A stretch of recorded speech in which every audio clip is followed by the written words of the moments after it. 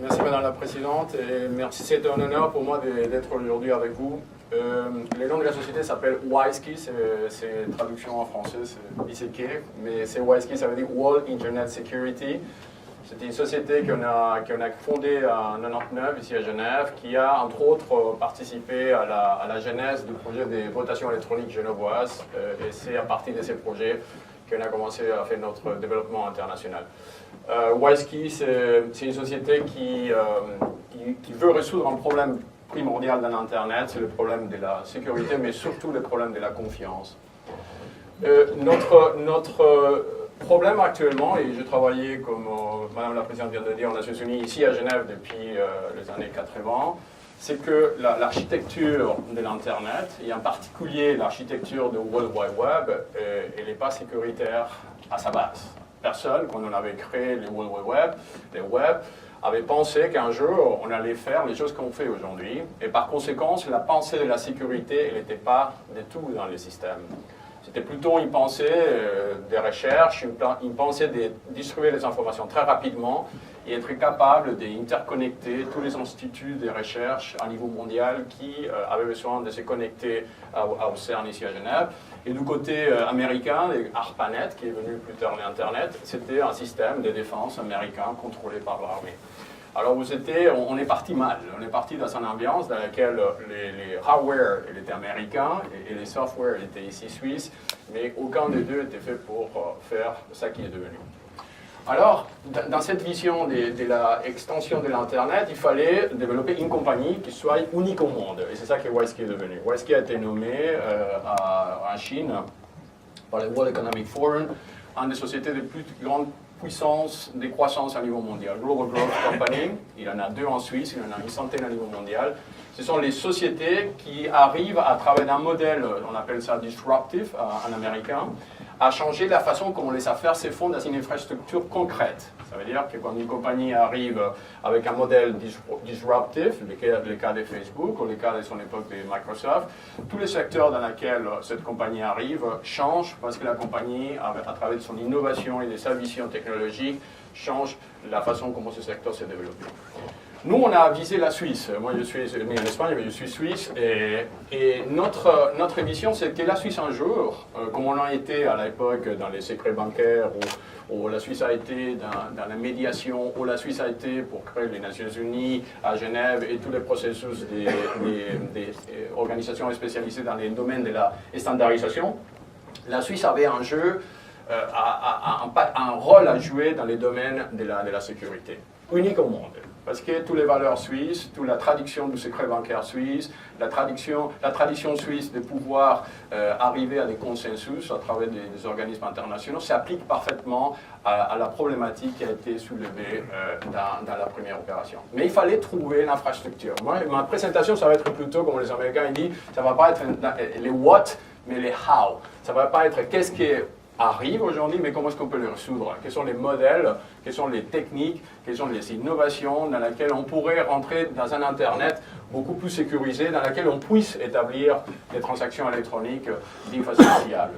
La Suisse détient, et ça c'est un anagramme d'une infrastructure réelle, à ça. Bon, ça c'est un bunker qui se trouve à Stade, à Zanen, qui est géré par une compagnie qui s'appelle SIAG, Mountain, dans laquelle WISeKey, dans les années 99, on a fait un partenariat pour stocker une racine cryptographique. L'Internet, je vous parle toujours, c'est un logiciel qui n'a pas de sécurité. Et d'un autre côté, vous avez un hardware qui a été créé par l'armée d'un monde, entre autres les États-Unis. Comment est-ce qu'on concilie les deux? C'est en verticalisant l'Internet. L'Internet, c'est une structure horizontale, tout le monde se connecte, mais il n'a pas de structure verticalisée.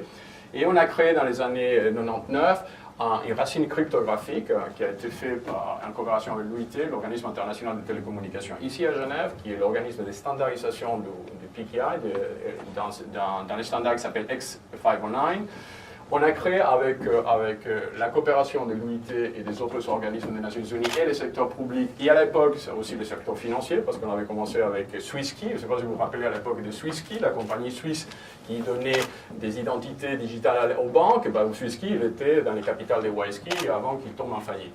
Et la raison qu'il a tombé en faillite, c'était parce qu'à l'époque, c'était beaucoup trop tôt de lancer une opération PTI bancaire. C'était beaucoup trop tôt, la société elle-même, elle était peut-être mal organisée, parce que dans l'actionnariat, vous avez des banques qui se disputaient entre eux. Bon, bref, Waiski a continué, mais les modèles est resté.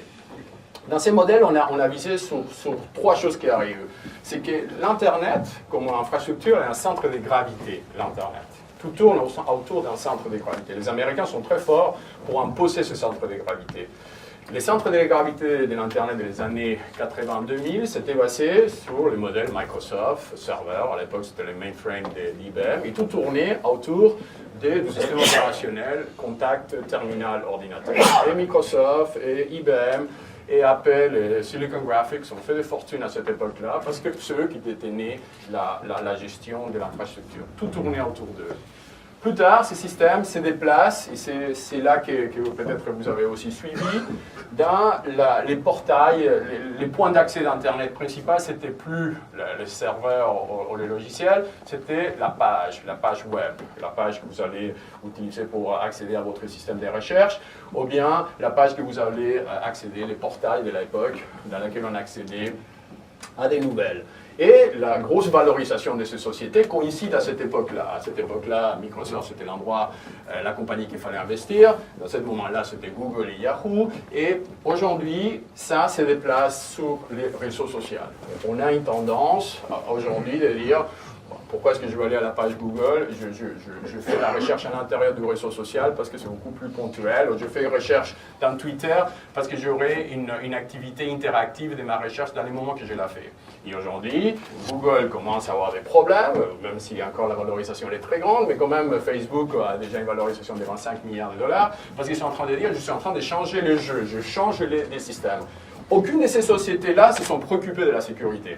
La sécurité, c'est un obstacle pour eux. Parce que si on les dit à Facebook tout d'un coup, attends, avant de mettre 500 millions d'utilisateurs, on aimerait vérifier simplement les profils de ces utilisateurs pour si ça existe ou pas. Là, on détruit les modèles d'affaires. Alors, dans ces trois générations de sociétés, leur intention, ce n'était pas du tout de résoudre le problème de l'Internet, parce que c'est un problème lourd à résoudre, c'est un problème qui implique des investissements très importants, et surtout un modèle global géopolitique de la gestion de l'Internet. Ils se sont concentrés simplement à les rendre faciles à utiliser, que les jeunes puissent accéder, avoir simplement une facilité qui augmente la valorisation de ces sociétés. La chance pour nous actuellement, c'est que la troisième ou la quatrième génération de l'Internet, c'est place dans l'identification digitale. Aujourd'hui, les gens ont compris qu'avant d'accéder à une transaction électronique, avant de pouvoir faire une transaction électronique, si on n'a pas l'identité digitale qui certifie que je suis la personne que je suis à l'origine de la transaction, cette transaction n'a aucune valeur juridique.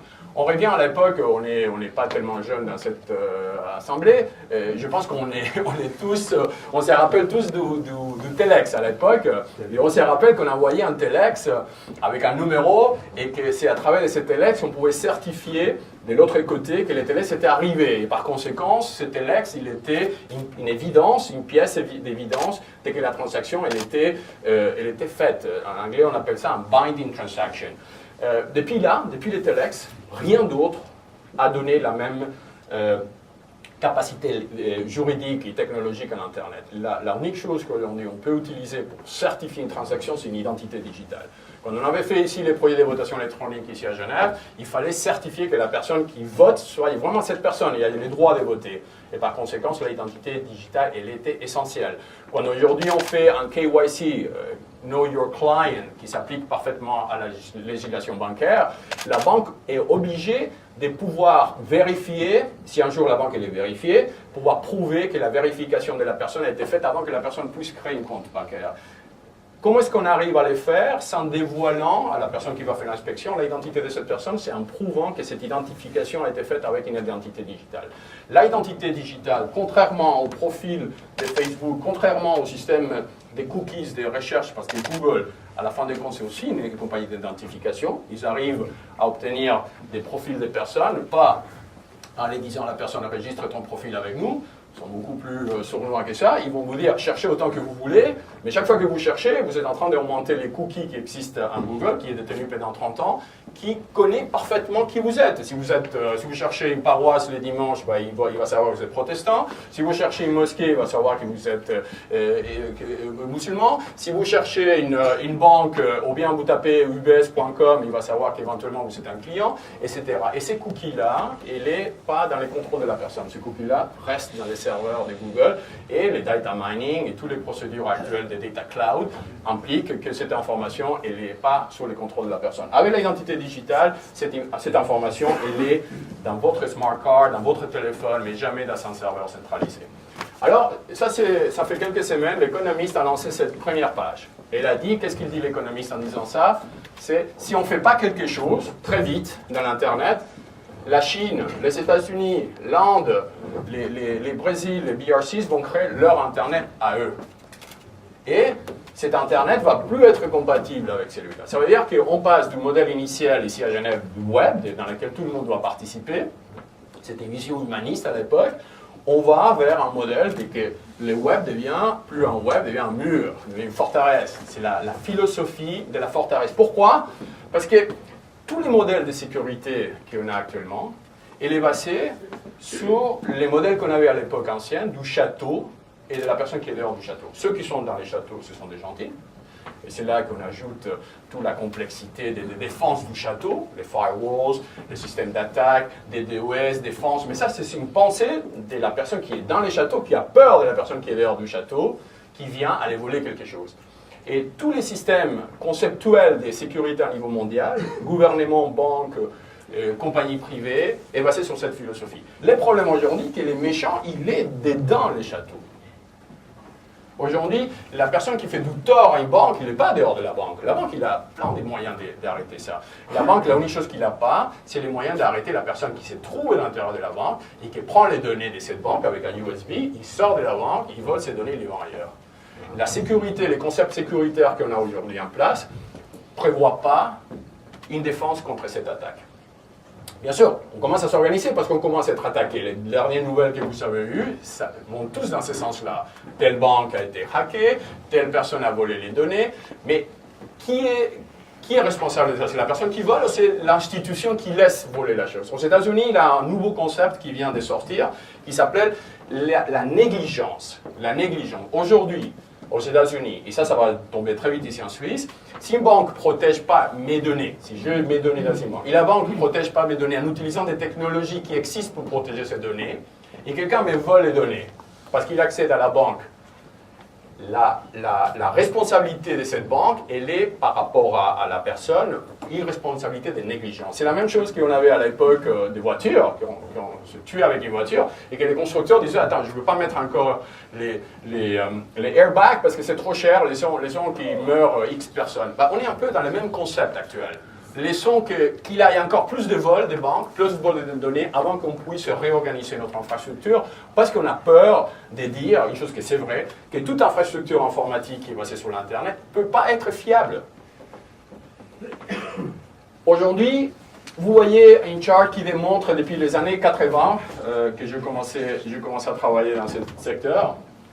Alors aujourd'hui, quelle est la proportion des attaques, les tools qu'on utilise pour attaquer? À l'époque, c'était les password guessing. Vous vous rappelez, quelqu'un vous a raconté les passeports de quelqu'un et vous allez vous accéder. C'était aussi simple que ça, dès que les gens ils racontaient son password.